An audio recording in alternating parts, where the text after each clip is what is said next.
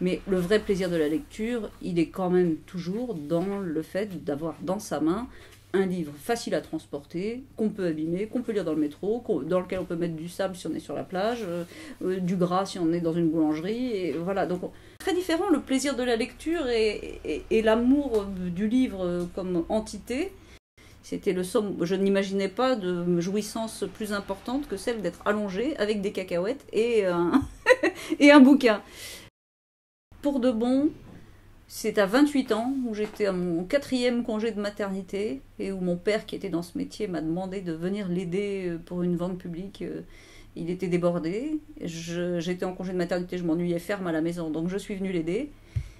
Et au bout de 24 heures, j'ai su que j'allais abandonner ce que je faisais depuis plusieurs années, et que j'allais changer de métier. Ça m'a plu tout de suite, mais il a fallu ce hasard. Travaillant dans une librairie qui ne faisait que des ventes publiques, on voit passer énormément de livres, on les trie, on sépare le bon grain de livret, enfin on faisait ça toute la journée, donc ça c'est très formateur.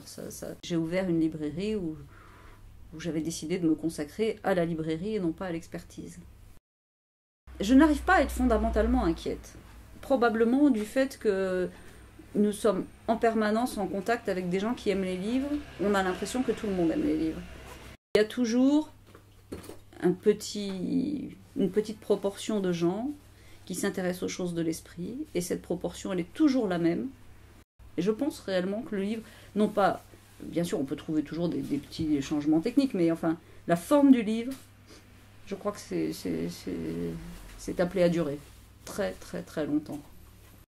Le summum de la littérature, ce sont les liaisons dangereuses, que j'ai relu je ne sais pas combien de fois dans ma vie aussi, et pour lequel j'éprouve toujours autant de plaisir, à cause de la langue. C'est tellement extraordinaire. Je ne parle même pas du scénario, enfin, le scénario, on le connaît, bon, mais c'est cette langue vraiment extraordinaire. C'est un plaisir tout le temps renouvelé.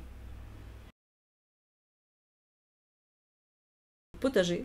Je suis une dingue de potager, c'est une obsession. Dès que le temps se remet au beau, je ne pense qu'à ça à longueur de semaine, au moment où je vais aller biner mon potager, planter mes trucs, vérifier que tout pousse bien.